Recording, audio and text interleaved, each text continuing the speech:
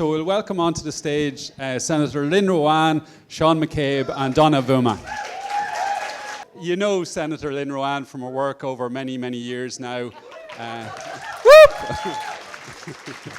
So I'm not going to go into her bio in much detail, but she's a prolific legislator, activist and advocate. And I think more recently what I've noticed a lot about her work in the arts and creativity, and particularly in writing and filmmaking now.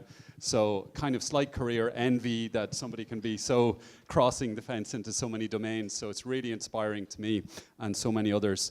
And another big whoop that we've already met Donnah this morning. Didn't she do a great job? Yeah.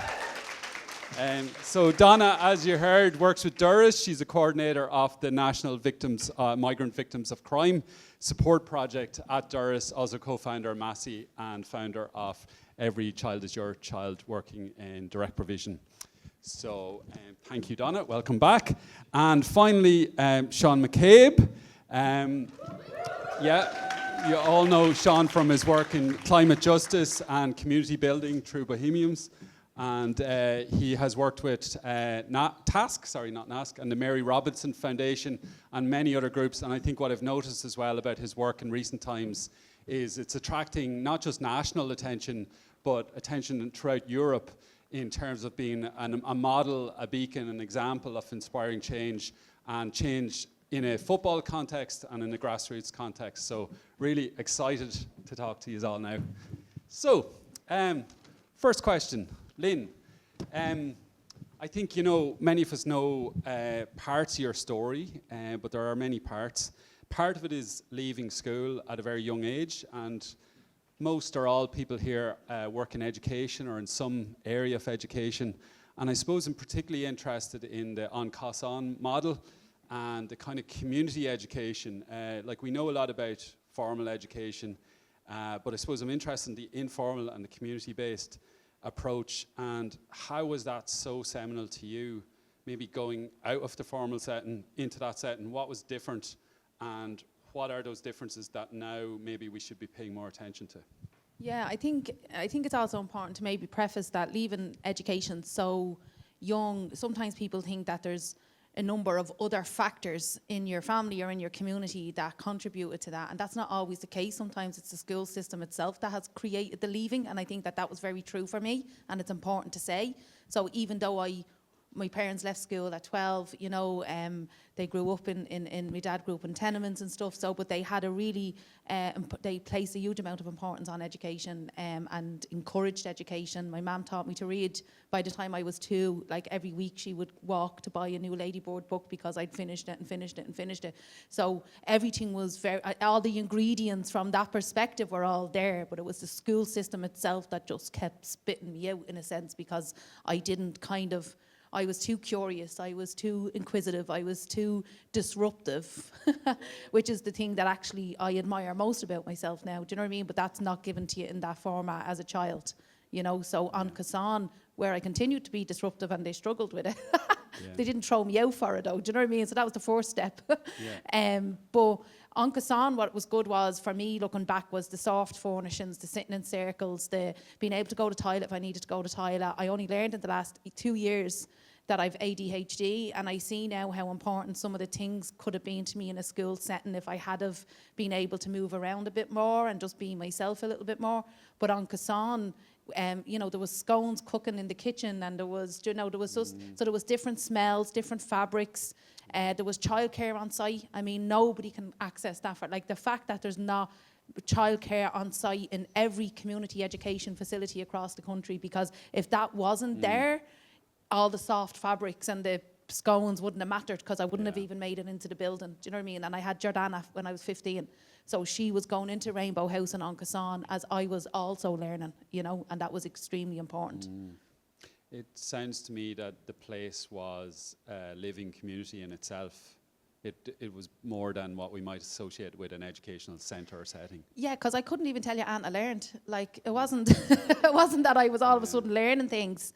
It was that there was a regulation that was happening within me, and Anne-Louise Gilligan, who was an extremely important person in my life in terms of trying to get me to just go, like, come into a room, you know, the whole lighting a candle, having 5 minutes before the thing starts. I didn't realise that model, and through her vision, that I was being taught regulation. I was being taught how to regulate for a moment, knowing that the world in which we were coming from was so harsh in many ways, and we were teen mothers. We were all teen mothers, the whole room. It was all 20 young mothers from around the Tallaght community, you know. So you also were with people who were sharing in a very shared experience too, because then you can help each other in that, you know. There's no judgment. Everyone is in the same position.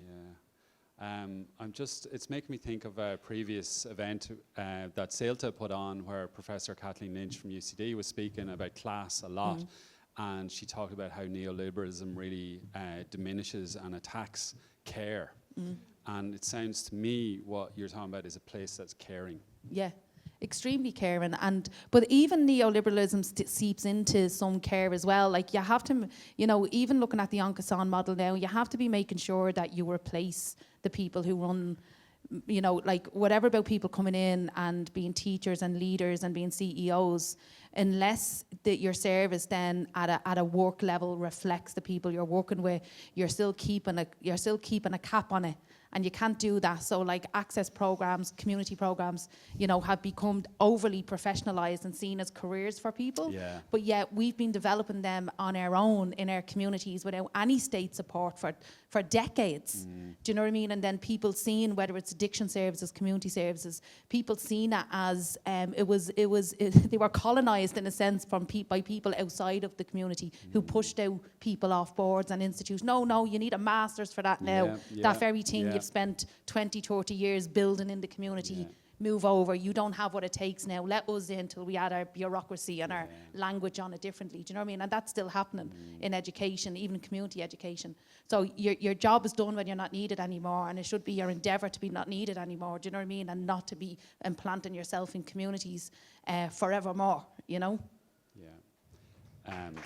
Cool. Yeah, I mean, I was just kind of Lynn for the Oris there for a minute, so, but that's a whole nother ecumenical conversation. Up your Oris. Not Sorry, that was an in-joke from earlier on. That's not going to land with anyone else, only Joe Caslin. there was a joke at lunchtime that, anyway, you've all heard similar. That is not the campaign slogan.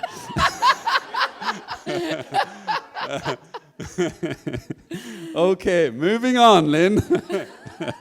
Donnah. Donnah, you've been involved with Massey, with work in and around, and also just yourself in direct provision in the past. And you've spoken in the past, particularly about, you know, often direct provision centres are on the outskirts of towns, aren't they? They're for me, the equivalent of what we used to have, which my grandfather was in, a mental asylum, what they called, and they disconnect people by virtue of geography and building and space, and then that takes away belonging, doesn't it? And so I think you've spoken in the past about how going into education and then university in Limerick brought you into the community to a degree. Can you say more about that early experience and maybe just the transition that from? I suppose maybe it's easier if I start from the beginning, from the time I arrived in Ireland, which was 2014. And I remember being so naive, thinking that I'd come into a place where I would immediately be granted my rights, you know, so the right to freedom to live my life the way I choose to, the right to be able to provide for my family, to educate, etc. Unfortunately, what I was met with was the reality of a very flawed asylum process and system, and also the reality of the direct provision system. So when I came into the country back then in 2014, I was with my 3 very young children at that time. And what struck me the most about the direct provision system was that people had been in the process for over 10 years at that time. And I remember saying to some of them, you know, during conversations, asking them how long they'd been in the system, I remember saying, that could never be me. I could never, ever, ever see myself being in that system for that long. And unfortunately, 8 years on, I was still in that system. But one thing that I suppose also important to note is that we didn't have the right to work at that time. So asylum seekers didn't have that right to work, but we were able to access education. And for me, I quickly became what I termed as a serial student, because every opportunity that presented to study anything, I took it up. And I think the main reason why I did that was because it allowed me the opportunity to be out of the center. And you mentioned there that the centers were intentionally designed to be segregated, to be, away from communities, so that people don't have that opportunity to integrate, meaning that it makes it harder for you to get your status at a later stage. So for me, being at a center that was in a very isolated location, it meant the opportunity of engaging with my local community. So I started off with the further education courses at the local LCFE, and those were evening classes at that time. I then progressed to taking more of their day courses. So from 2015, I'll say 2016, I was taking up course after course after course until natural progression, then to when the schools of sanctuary was introduced in Ireland, and then the universities of sanctuary programs. I then got the scholarship into UL. But one thing that I found really striking about the experience of being a student is that whenever I was in these institutions of learning, my status didn't matter. So the label that I carried as a person seeking protection or seeking asylum was irrelevant. I was just a normal human being, just a student like everyone else, there to acquire knowledge that would help me be a better contributor to society. But I also found that experience very similar to children that were in the direct provision system as well, and specifically my own children. They obviously went to school 8:30 or so in the morning, came back to the center at 5. And I remember them sharing that for them, it felt like a place where they could be normal, where they could be like every other child and have those childhood experiences. And that translated to us as well as grown-ups. We were in a place where we felt like we belonged, we felt like we were seen, we felt like we were heard. That's, that was my experience. Thank you, Donna. There's so much, it's come up this morning, it's coming up now, just the central theme of like community, belonging, togetherness, in many ways the opposite of being excluded. And we all know where exclusion ends up in whether it be mental health challenges or the demonization of people that are excluded. And I'm just going to move on to, and we will be back to Lynn and Donna, but just moving on to you, Seán, and sticking with that kind of sub-theme of belonging and football as one way, and like just it's implicit in the name, a football club.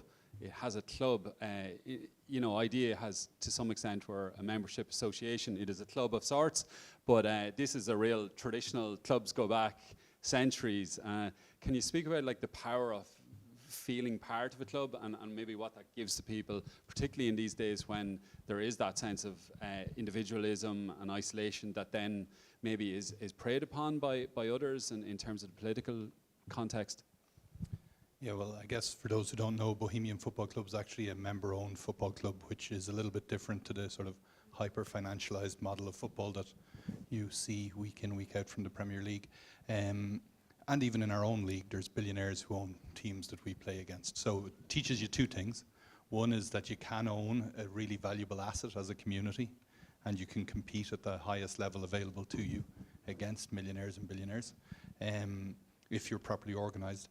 And then the other piece is, yes, that idea that, like, I think we're seeing a great influx of people into the Irish League, like fans coming to the League of Ireland, because fundamentally they don't feel a sense of belonging with the clubs that they grew up supporting. They don't feel a sense of belonging with Liverpool or Man United, because some of them are owned by nation states, some of them are owned by massive investment funds. What the immediate connectivity of belonging to a football club does is it, I think a policy for change, our old national mental health policy, I don't think it's still the mental health policy, but line one of that was people need a sense of belonging. And we've all gone through a period, I think, in this country, but definitely some communities more than others, of alienation and being left kind of to deal with your own stuff, like the neoliberal model. And so what we're trying to do is say that we're actually a cooperative. We're the oldest cooperative in the city. We're 135 years old, and we've been fan-owned for all of that time. And so we want to take that and that sense of belonging, but also the agency that comes with that, and bring that out into the community in other ways, so that we can try to help people learn that if you can own a football club, you can own other businesses, you can create a democratic local economy. That, you know, it's funny, Chomsky says we demand democracy everywhere except in the workplace. We allow the workplace to be ruled by dictatorship. And that shouldn't be the way. We should distribute our opportunities and our resources democratically. And so worker-owned models, we hope that we can bring them to life by using the club as an example, but also tapping into the 2,500 members that we have, who all have immense skills and different skills, and bring that into a marketplace, if you want, like where we could own elements of the climate transition specifically, because we're creating a new economy as we speak. There's a new order being created, and it'll either be modeled exactly on the old one, or we can educate ourselves, we can learn how to cooperate, and we can actually take large chunks of that under our control. And then you wean yourself off situations where you're relying on grants, and you go into a world where actually, oh, I've got a revenue stream here that I can use to do good stuff within my community. And that's kind of where we want to get to. That's very interesting, particularly the revenue stream element for most or all of us here dependent on grants and funding. We often compromised, and there's this invisible hand that sometimes is behind your shoulder, but to have the kind of sovereignty and independence that comes with that, a sense of agency, a purpose. In some ways it sounds like it's come back to like the cooperative movement that flourished so much maybe up until the 50s in Ireland. Just wondering also, you know, and this is a slight kind of pivot in a way in terms of topics, but just like a lot of the momentum and space is being taken up with far right narratives at the moment, and they're gaining footholds in certain communities, and in fact many communities. And do you think there's something about the club, and is there a gender component to this as well, of providing positive, constructive places of belonging that can counter and maybe offset what the appeal is to some people of the far right? I don't think that's a pivot at all. I think the two things are very related, right? So the reason people are being attracted to messages of hate is because that they're struggling, right? And they're being told that the reason for their struggles are other people who are struggling, rather than people who are extracting wealth from their communities. And so this whole idea is that we can build our own community resilience and build our own community wealth if we have the mechanisms to. And it can, just to touch back on that, the last comment you made there around the independence or the sovereignty that you get from control, like not being reliant on grants. We really have to wake up, because you know what happens in the US comes here, and it comes here quite quickly. And if you're reliant on government grants now, in 15 years' time, there's a really good chance that they won't exist if things continue the way they're going. And so we have a real need now to identify how we build the types of infrastructure that allow us to capture a different type of opportunity. And fundamental to that, like what we've started with that, is education. And that education is, in our case, we're bringing people in to learn. They can do a free community education course. It's 8 weeks long, and it's in solar, it's in energy efficiency, it's in bike mechanics. We're soon going to be doing 3D printing for repair. We're doing all of this stuff, but ultimately they're not learning any of that. We don't care if they learn any of that. What we want them to learn is how to work as a community and rally around something. Because, you know, I was at an event about 3 weeks ago, and an organisation said, "Oh well, like we opened a kind of a gym for the local community, and they didn't make any use of it, so we just shut it down again." And you're like, people have to learn how to interact with such an offering, and they have to learn how to engage, and that's where these cooperative structures can begin, and then they can move on to that economic sovereignty. And we'll end, there won't be a far right. Like if you have yeah. if you have people included in the economy in a democratic way where they Yeah. have a voice and they can picture a future that they belong to, Yeah. they're not going to fall for Gavin Pepper. Yeah. We're sticking with you, Seán, because we're doubling up your questions, and we'll be doing a rotation then in a minute. But I do want to zone in on, I mentioned the gender component, and specifically what I have in mind is the threat posed by what they now call the manosphere. We can give it many other names, but it's this appeal that certain sort of male voices have, and particularly in the podcast realm, but it has a direct correlation with far-right extremism, and particularly how it relates to gender justice and gender equality. And I'm just wondering then, football club, and maybe it's too much of a stereotype that I'm carrying, but I would imagine a large percentage of your members are male. And then is there anything that you're noticing within that? And then again, maybe it goes back to your previous point of there won't be the manosphere if we create a kind of caring, loving, constructive place. Yeah, but also I think we have to be a little bit real. Like, we became very virtuous there for a while. And we got into a world of identity politics that was really, really harmful, because actually a lot of good male role models weren't sure how to step forward. And we created a scenario that the far right could thrive in, that breeds, pushes people into the arms of these idiots who have very little to offer. And so I think we really need to understand more, we have to get away from The Guardian and get away from these sort of... Our bubbles? Just sort of... I don't know. Our club is predominantly male. We've got, if you go onto the terraces this Friday, you will hear wretched abuse, right? And it won't be good. And it's not. None of us condone it. It's a reality. Now, there's a lot of ways of having that conversation, and I think that for me, a big part of that is not trying to create conditions of shame. It's about trying to engage people, bring them into a totally different conversation. Don't address it on that conversation. Bring it, make it about how do we build this community? Who's being left outside our club? How do we bring them in? How do we grow our club? How do we make it a better place? When people are attacked, they go back into their positions, or they find some charismatic yeller who'll echo what they're thinking. Gotcha. Thank you. We're gonna have some Q&A in a few moments, but I'm sure maybe that and other points people will want to follow up on. So we're going back to you, Donnah. And I remember, did anyone see Donnah on the Tommy Tiernan show? Yes? I say you did anyway if you did. But I recommend watching it back. Sorry, Donnah.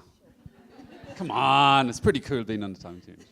No, you were amazing, and you spoke about people living in direct provision not being helpless, but sometimes being seen to be helpless, which in many ways is a kind of a real patronising prejudice, if you like. And I'm just wondering, has the narrative shifted? I think for me there was a sense that we were on the cusp of maybe some fundamental change in terms of direct provision, and then in the last few years, maybe stagnant or going back. I'm just wondering, what more can we all do, and what should we do, and what is being done? Can you just give us a kind of a general sense of that, and particularly the work that Doris is doing also? Yeah, I suppose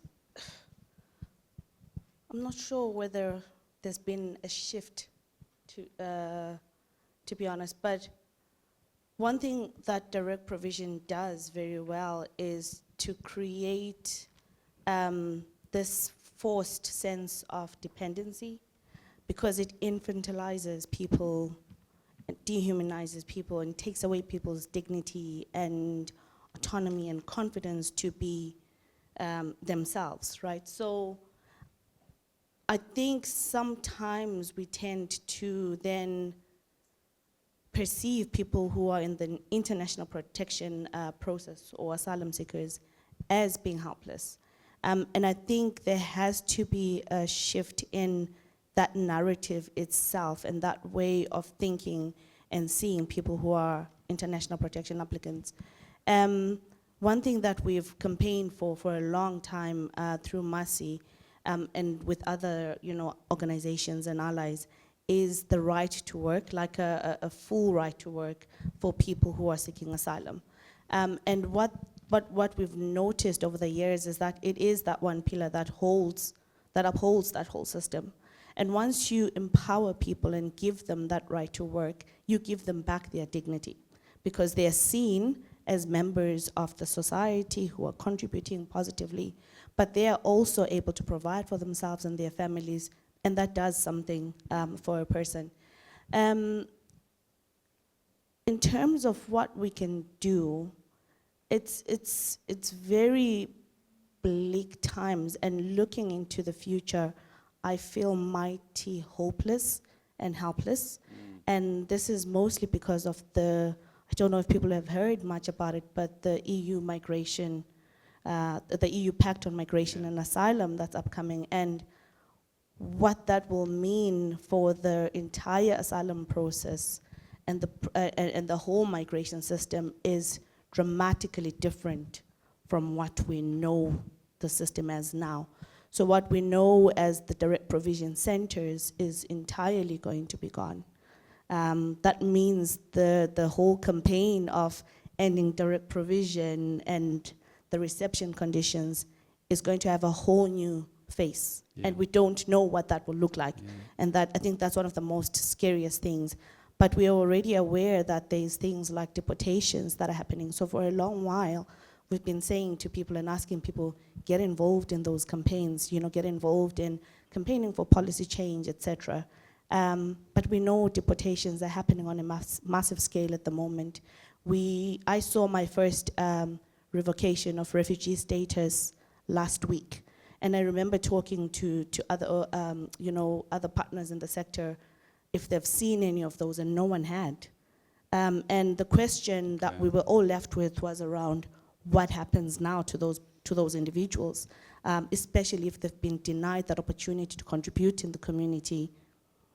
Therefore they don't have strong ties for us to be able to campaign and get behind those campaigns. So it's very hard to say at the moment what needs to happen, because the act is actively in draft mode and is going to be implemented. Unfortunately, I don't have an answer. It's very real right now, and we talk about Trump and the US, but there are people here now living, well, there have been for many times, living under deportation orders. And we talking about the far right a lot, and we'll go back to Lynn for a final comment. But we talk about the far right as marginal forces often, but sometimes we see far right rhetoric enter mainstream politics as well. I want to touch on a quote I have from you, Lynn, that is backed from a couple of years ago. You wrote that the people in far right always claim that they're fighting for Ireland. You see this kind of hijacking of the flag, if you like. And you said, it's funny because having worked in addiction, poverty and homelessness since I was 18, I never once come across the people who now claim to be fighting for the Irish people. It's a lie. And you said, ask yourselves why we don't know these people, how we don't know them as community leaders, volunteers and human rights defenders. They present themselves as part of a community, but only use communities when it suits them. They're opportunistic and dishonest, looking for any opportunity they can to turn frustration into division. So I'd love to hear, what for you are experiences of almost the polar opposite of that. Like, how do we take that frustration, loss, anger, sense of dislocation, injustice, and beyond on Casan, your many other ventures and projects and proposals. Can you speak about that? Yeah, so we can evaluate and analyse those at the kind of agitating level of far right? Not the communities that may begin to identify with certain languages because of that frustration and that division and that kind of thing that can happen. But I think I'd like today to put the challenge actually on the left and activists on the left. I can no longer share in good conscience stuff from the left, and that really upsets me. Political actors, politicians, because they share stuff that's condescending and patronising, and then they allow commentary under those posts that they like and love heart, and the rest of us working class people are watching. So when posts are going up, and even if we don't like the individual that's saying them, if they say a big word, there's absolute, like, underneath, oh, did they have to get the dictionary out for that? Oh, there's no way he knew that word himself. Oh, no, she had to, you know what I mean? And the left is allowing classism exist in every shape and form of its activism. It has never challenged classism. And if you look now, we hear parties, they say workers, workers, workers, because you know what, it's noble to say we are here for the working class. I'm sorry, but there's whole swathes of people, thousands of people who have intergenerational unemployment, intergenerational lack of education, and the left has not done what it needs to do to make them feel seen and heard in the narrative, right? Because they don't identify as workers. And now I'm looking on, like having the same politics as people, not being able to platform them because they're allowing conversations happen under their posts. And most people don't notice this, but we notice it. Because it's us that get pulled up on our dialect or our pronunciations, and it's constant classism, you know. And I think that we have to check ourselves now, and we have to start calling classism out, right? And just because the comments might be directed at an individual that everyone can say is problematic, it's what's happening underneath that is actually a generalisation about much larger cohort of people. And, you know, some of the projects that I do is, like, instead of me focusing on far right, you'll never hear me say manosphere, because these things, they're non-tangible to people when we're talking about issues. It's like, what is that? Do you know what I mean? What are you talking about? Do you know what I mean? So what we need to do is, we need to do politics differently, right? We can't be just having like public meetings and speeches, right? We need community development. We need politicians running initiatives. You can't say you're organising in a community because you have a sheet of paper on a fucking table outside a shopping centre. That's not community organising. That's not what it is. It has to be built in the community. We have to build agency and autonomy within the community. So people need to take the likes of community development principles, restorative practice principles into politicians. Politicians need to be actually doing things very, very differently, and they're not, you know. And some of the stuff that I do, say the most recent one is on violence. It's and I went over to New York and I spent some time with an amazing man called Akila Sherrills, who was an ex-LA gang member, and he went on to develop all these responses to violence and negotiated deals between the Crips and the Bloods, and then I spent some time with Scottish violence intervention, and so there's usually a smallish percentage of people causing the most harm, say, in a community, and most of them people's first experience of violence was never as a perpetrator, it was always as a victim. When you go back through people's experience of institutional abuse, stuff in the family, stuff in the community, neoliberal policies, violence was inherently part of their lives for a very young age, and then that manifests in different ways. So like some of the work that I do, instead of focusing on the ideological part, is, well, how can I build violence intervention that targets the small group of people? The people that are closest to the issue are always closest to the solution, but you can't just be asking them to consult on those. What you need to be doing is, you need to be providing people with resources to be able to develop those solutions themselves and work in them solutions themselves. So the violence strategy that I've developed over the last 9 months, and I launched last week, along with Akila online and with David Kennedy, who founded the Boston Ceasefire Project, that would massively reduce youth homicides in the States. They launched it online. We had over 100 people from the community sector. And I just think that that's what we need to be doing. Just do community work. Stop having debates up here that nobody can identify with. And that's why people are identifying with the far right, because they'll go, this is why you hate this. And that's it. Do you know what I mean? They're not kind of going, oh, and capitalist forces from, and everyone's just going, I don't know, what are you talking about? Like, you have to unprivilege and nearly decolonize your own language before you expect anybody to even know what you're talking about, you know?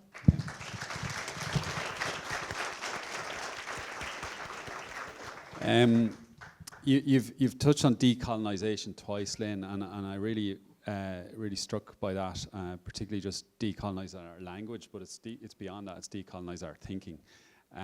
So we're going to go to the floor now for some questions, and I'm conscious that our three speakers have lots more to talk about, and like I know that Seán's work, also the club does lots of work around Palestine as well.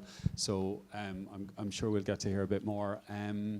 So we have a roving mic, and this is the bit where I encourage people to be somewhat succinct and try to keep it moving along so we can hear a few different voices. Hello. Firstly, up the balls. Secondly, secondly, I was just thank you for your contributions. Very good.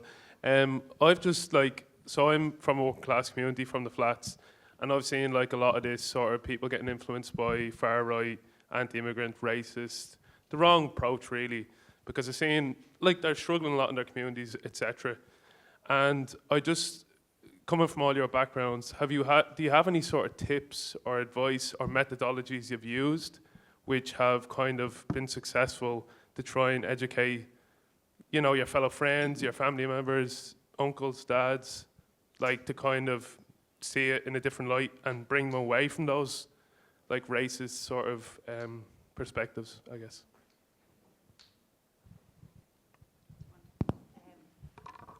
I suppose there's different ways that can happen if it's just on a kind of familial basis or within, if I walked away from people that had views that I don't particularly agree with or think are helpful, I'd probably actually be very lonely at this stage.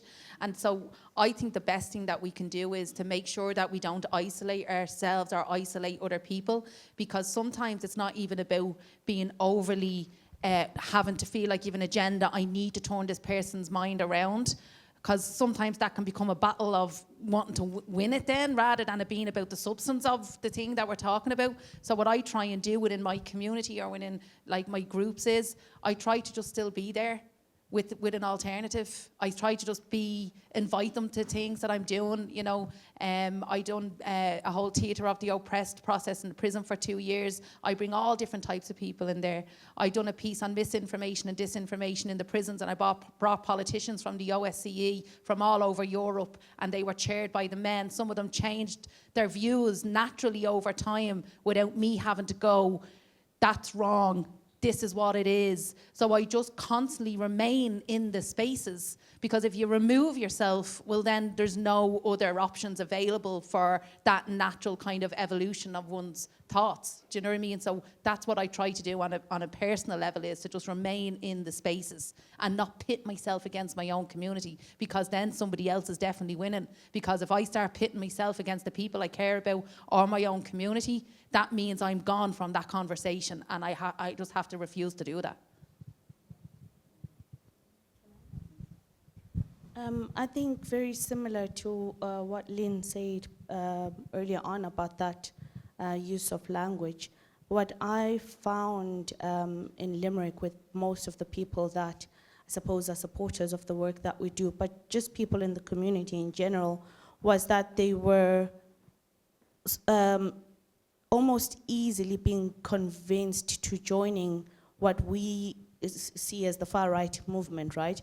But they were not seeing it as a far-right movement, but rather as a way of their voices being heard for the concerns that they have about the lack of, I suppose, facilities in the community. I remember a particular example when I think it's the Radisson Hotel in Limerick was being used to accommodate BOTPs. And that hotel happens to be on the bus route to Shannon. And that's a very prominent bus route.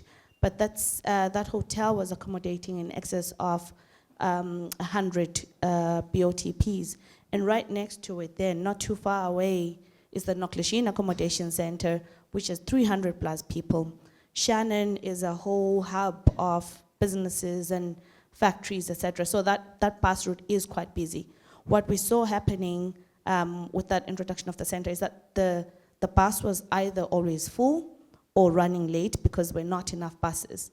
And for a very good amount of time, people started saying that the problem was the BOTP applicants and the international protection applicants, but no one was saying, no, we need more buses. We need, the timetable to be revamped. And I think it took a community effort for people to start saying, actually, you're pointing the finger at the wrong people. So I think that community approach is really important, where we're really talking to and engaging with people in the community and informing them that it's not the other that's causing the problem, it's actually the infrastructure that's failing, and that's what we should be fighting against. We've seen a lot of friends joining these movements thinking that it's, because they're very clever as well with how they frame the purpose of these protests. It's usually not, oh, we're racist and we're protesting against this group of people. It's usually framed in a particular way that makes it easy for someone that's not informed to join in those protests. Just very quickly, I'll add, we've a bit more of a megaphone, I guess, on the interpersonal piece, and so making sure that people see a lot of messages very regularly that are maybe challenge some of those harmful perceptions is important. We also have a really fun program that we're doing in schools at the minute, Belonging to a Fair City, it's called. It's run by my counterparts on the community side of the club, and it's all about going into the schools around Dublin 7 and beyond and trying to teach people about differences and how they should be celebrated, and it's been really well received, so that's nice. Thanks everybody. I'm a bit short-sighted, sorry, so I think there's a hand up down the back. It's Caoimhe. Thank you. Thank you to all three or four of you. This is a reflection and a question, but it's not going to be a soapbox. But I'm using as segue actually an interview that we did with you years ago, Donnah, in which you were still navigating DP, and you used the term nothing about us without us. And I think the work of all three of you really carries that in such a beautiful, intuitive way. But when I was on the road here, and I'm going to use this as a segue into Gaza, actually, but when we were en route here today, I was speaking to a friend in Gaza called Sabr, whose name means patience. And he is a youth and community worker and a football coach, ironically, who is now an amputee as well as a survivor. And we were talking about Ireland, and whenever he sends me messages from Gaza, where I used to live and work, he speaks about the need to keep going, but he also showers a lot of praise upon the movement and its mobilizing here. And I think for all of us, it's praise that sits with a certain dissonance and discomfort, because we know that there have been very formal positions of support, which oftentimes have not translated into sanction. But when I speak to him, I oftentimes reflect, and we were having a discussion by the sea before we came back in with Joe and other people who use art as a medium for solace and healing within the dystopic horror of these times. And we were talking about what resources people within this. And Sabr in Gaza, as well as paramedic friends and many others, ironically, on a personal level, are my solace and resource, because they are unflinching in their focus, in their love, in their social solidarity, in their courage, and in their tenderness. But I was thinking as we walked back how in this room, all hundreds of you engaged in the work, oftentimes the unacknowledged work, sometimes the thankless work, but the work of bearing witness and showing up and trying to do reparative process around justice and human rights. But I wanted to ask, as segue, keeping Gaza somewhere there in that loop, and I'm thinking of all three of you, Lynn, who's about to accompany us to Sicily to bear witness to and support the next ship of the Gazan Freedom Flotilla, Donnah in the intersectionality of Massey and all of that solidarity to Palestine over the years, Seán with the most beautiful iteration of solidarity that the visit of the young women's football team was from Palestine. But I'm going to ask you, what are your sources? What are your wells that you keep in these times, I think, of the storms of injustice? What are your lighthouses? Thank you. Don't be looking at me. I'll try to answer that first, Caoimhe. It's a very difficult question. I think for me, to put it kind of bluntly, the well's pretty dry, and it's just a belief that we have to keep going. And there is, I think, a way to build something. I think, like, we, as you say, like, have shown an awful lot of really beautiful solidarity as a people, without that really becoming anything structural or with it, as Francesca Albanese said when she was here, we've done so little as a country. but there is a way that we can get better, because we have forgotten how to organize in a bigger way. Like the marches are beautiful, and all of the shows of solidarity are beautiful, but we're still not, like, even if you look at the water charges, it's not even there in terms of that fabric of organizing that we once had. So I've a belief, the Welsh tribe, but I've a belief that, like, we're not actually at the level we can reach at all yet, and that there's something to be said for rebuilding that collaborative, like more radical collaborative organizing, that whether it's in terms of Gaza, figuring out how we bring new types of pressure that has a very significant political bent, or whether it's within building our own economic structures that can actually return genuine power to community and agency to community in a much more tangible way, I think. Absolutely echo everything you've just said there. But yeah, I think, again, pretty dry, pretty low.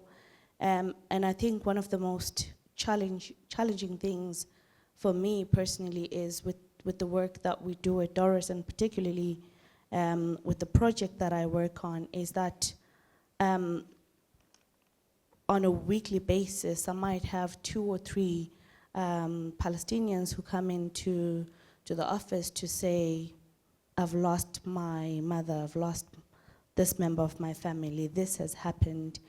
And oftentimes we are all in a moment of numbness where we're going, what comes after solidarity? Because we have got to a point where I feel we have exhausted solidarity. And it's even more frustrating at times where you have these family members that are saying, I'm trying to bring my family member to the country. My mother is mighty traumatized, and the space that we're living in, or the process of international protection, is too strenuous. It's this and that, and you're trying to engage with the Department of Justice, for example, and you're getting that automated, cold response. And you are here thinking to yourself, what more do these people have to prove? What more do you want to see? We are all watching what's happening, and there just doesn't seem to be a sense of agency from the people who have the power to make those changes. Instead, I feel like they're making things even more difficult, not only for those that we are fortunate enough to have here in Ireland. We're not doing enough to help them cope with the reality that they have to live with every day. And that's, yeah, it just brings on a huge sense of helplessness, and leaves me constantly with that question of, what do we do next? We've seen how powerful movements can be, and we are doing all of that, but what can we do more? What can we do next after the solidarity and after the marching on the streets? Yeah, that's where I am. Yeah, I think there's lots of things that I do to, like, I mean, there's many times over the years where, like, you know, I go to bed for 5 days. Now I don't batter myself for that. I allow that to happen. But I also allow fun and humour exist alongside the struggle. And that might be hard sometimes because people think they don't deserve that, but that is actually part of trying to refill yourself and have those other human norms, so that you can keep going. So I ensure that exists there, you know, and that they can exist side by side while you don't take your eye off what you need to be also doing in terms of other people. I don't watch the news. I don't read newspapers. Now, this might seem odd for a politician, right? I read and read and read philosophy. I read about, you know, emancipation, you know, and once I read and understand that in my very core, it applies to all struggles everywhere. You know, it's all the one thing. It's all so interconnected. whether it's working with people in my community in relation to addiction, or it's working in relation to the Palestinian people, or it's whatever that struggle is, being able to actually understand it from a very philosophical level and a very human level, I think keeps me going, because then it's a matter of right and wrong, and I have a compulsion towards what I think is right, and it is a compulsion. I can't do anything else. Like, I can't do anything else but keep going.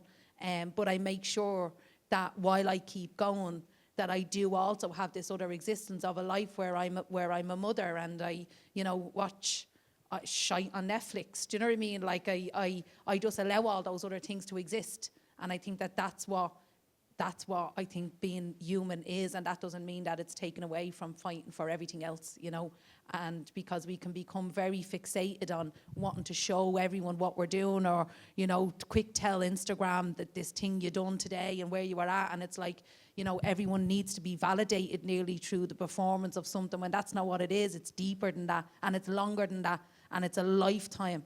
Do you know what I mean? Like, the unraveling the structures and inhumane acts of the world of war and all those things.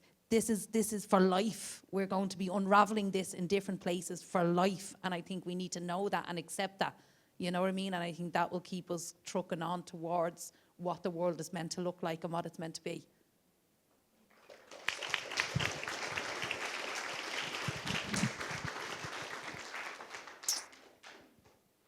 Any hands up? I definitely need eye tests, sorry. Oh, you don't? No hands up. Oh, there's no hands up? Everyone's hand is up. Okay. Grand. Thank you for giving me this opportunity. So we were talking about Fireside. So just recently, I saw the news that the Kulak IPOS plan was failed. So all of you have been worked with immigrants, or especially Mercy is totally focused on migrant. So what's your response or comment on this Kulak incidents or fail of the plan? Thank you. I actually think Lynn might answer that better, because my response is very uninformed. But I know that, for example, in my town, in Limerick, there's been, in the last week, there's 3 new iPad centers that have opened, but also there's expansion going on in City West, and we know that City West is earmarked to be one of the detention centers once from next year, June 2026, when this new pact comes into effect. So I know there was a moment of a false moment of celebration when that happened on both sides, where we said, at least there's not another center opening up. But then when you go back and think about it, you're like, well, perhaps it's not opening up because they have their 3 or 4 places that are earmarked to be these massive scale detention centers for that, to facilitate that process. So yeah, maybe Lynn can answer that better. No, I think you answered it fine. I think we could focus on Kulak and that one thing, but I think it's part of an overall, we need to understand what's happening and why. Like Donnah said earlier on about in terms of the EU Pact, and we don't know what reception centres or direct provision is going to look like after that. I can tell you what it's going to look like. It's going to look like a prison, because currently the Justice Department has already, for the last 9 months or so, been sending people directly to Mountjoy Prison who don't have documents. Currently in Mountjoy Prison, there's people who came here and are in prison purely for not having documents in an overcrowded system. Once you overcrowd a system, it becomes inherently more violent than it already is, because people are on top of each other. They're not having their needs met in any shape or form, and it's so we need to, instead of focusing, say, on Kulak and figuring out what the why is there, that why is part of something bigger, and we need to not be distracted from the bigger by overly focusing on one particular site, but we need the EU Pact, the detention space, where are people, what's going to happen to children on the borders, what's going to happen when they're separate. Like, there's so many questions, and I think we really need to understand the implications of the EU Pact. And funnily enough, when we addressed it at the committee, because I was on the Justice Committee that would have reviewed the direct, this is, the EU Pact is one of those weird intersections where the far right and the left, or people who are from a social justice background or from human rights, merge. They both don't want the EU Pact for completely different reasons. Do you know what I mean? Because that's my experience when I was in the room. Do you know what I mean? You can see, and sometimes that intersection happens. And I wonder, is there opportunity in that intersection? I don't know, because we don't want to be seen to be working to stop something for different reasons, you know, so that's really complicated and uncomfortable to even think about too, you know. We need that discomfort, don't we? We need to lean into things we don't want to do just because maybe they're hard. I'll just give one little anecdote because I think it's really important. Every year we put on a toy drive, and there's an enormous amount of generosity from the community to give funds to get gifts for kids living in direct provision. This year, we get good support, it has to be said, from the department to identify the centres, etc., where these gifts need to go. This year, I rang one centre in Mayo, and I got a put through to a company that seemed to be set up to sell property to Americans, and the person, when I eventually got through to someone who knew of the centre, they told me there was no refugees or asylum seekers in that centre, and I got transferred to a second person who told me it was only single men in the centre. Now, we had the data to say there was 12 kids, and I was trying to figure out the gender breakdown of the kids, basically, so we could get the right toys. But it's not cool. Like, the placement of these centres are even politicised and weaponised in order to change our political landscape, I think. So, folks, we've kind of come to the end, and I think we've hit a somber note, and I don't think we should shy away from that either, is that, and we all know this, that the work is big, it's huge, and we're at a massive precipice, and we do what we always have to do, is sleeves up and shoulder down, and we truck on, but it's to do it in unity and as a collective, and to challenge each other. And I think just sitting up here with these three amazing people and sitting in the room with all of you, it's that collective strength that we know we can go the extra distance, and when necessary, follow Lynn for suggestions on shite Netflix things to watch when we need to essentially give ourselves a break. And that speaks to this often used term of self-care, or whatever we want to call that, self-love, self-compassion, allowing yourself to experience care also, and allowing yourself to experience joy. So it's been a joy and a privilege to speak to these three amazing people, and say a huge thank you very much.